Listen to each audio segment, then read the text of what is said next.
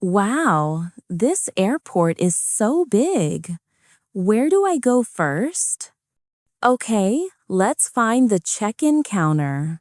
My flight is at 10:30. Ah, there it is, check-in. Great, let's go. At the counter, the staff smiled and asked for my passport and ticket.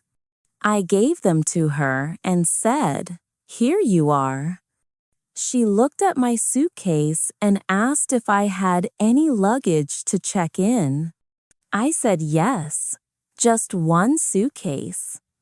When she put it on the scale, she smiled and said it was just under the weight limit. But then she said there was a problem. My heart stopped for a second.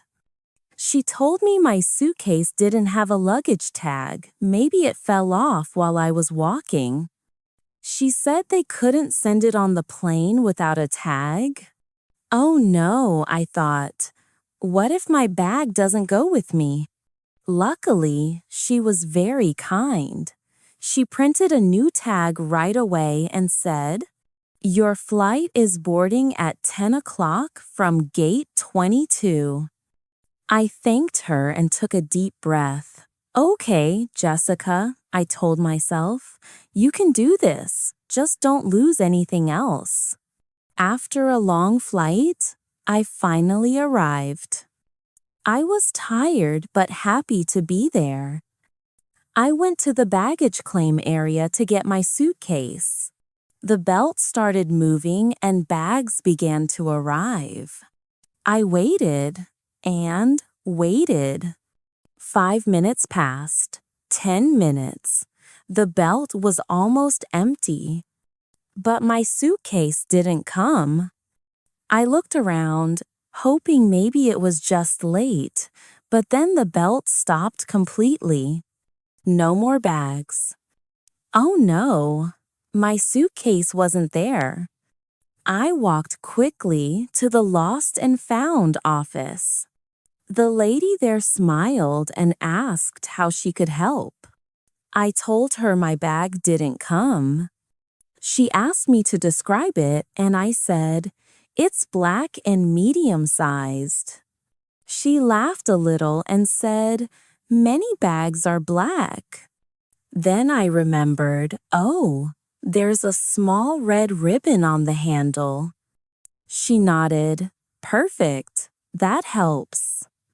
She asked what was inside. I told her, clothes, shoes, and some chocolate for my family. Then she gave me a form to fill out with my name, phone number, and hotel address.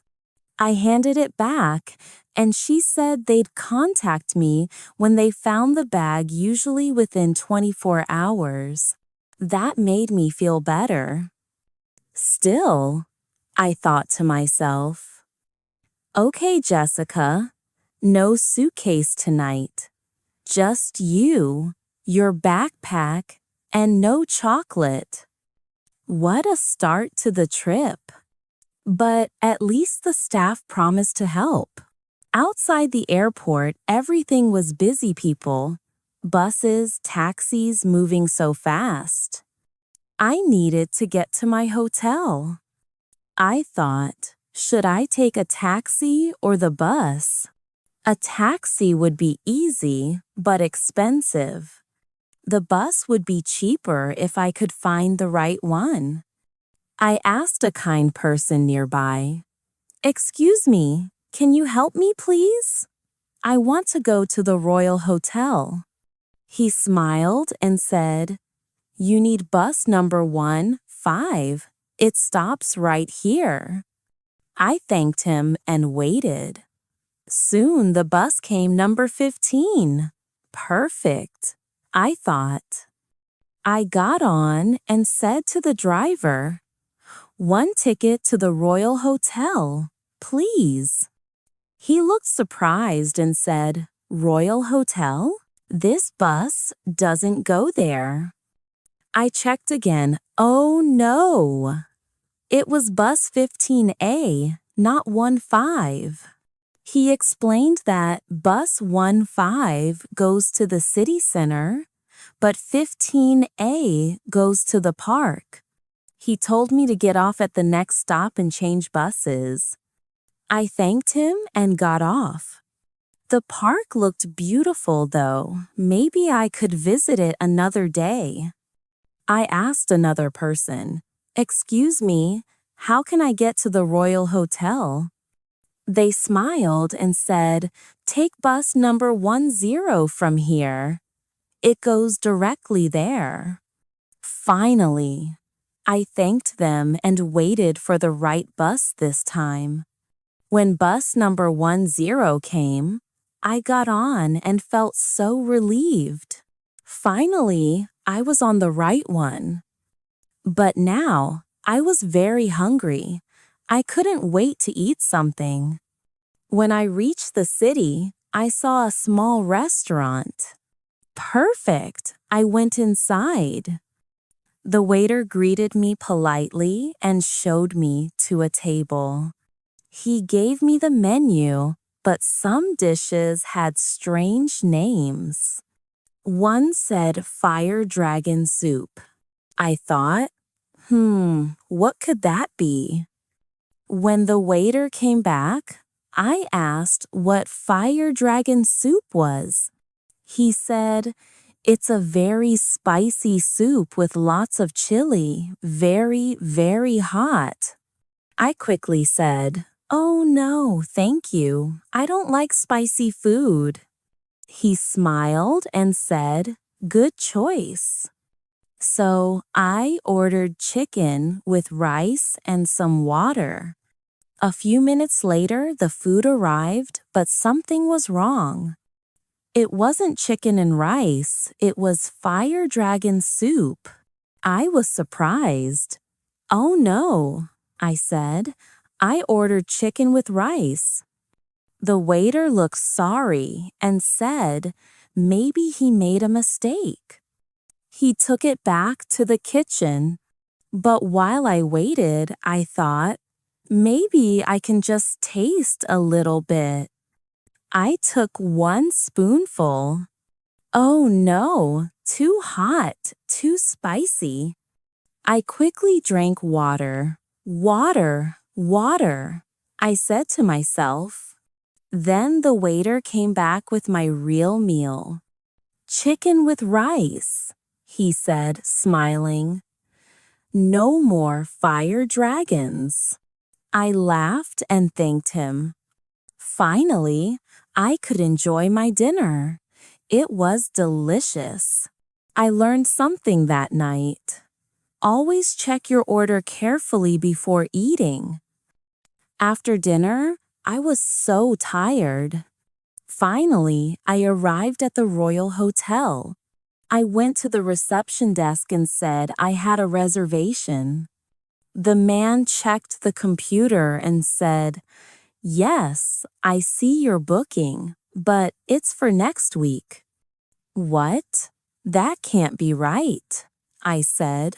He smiled and said, "Don't worry, it happens.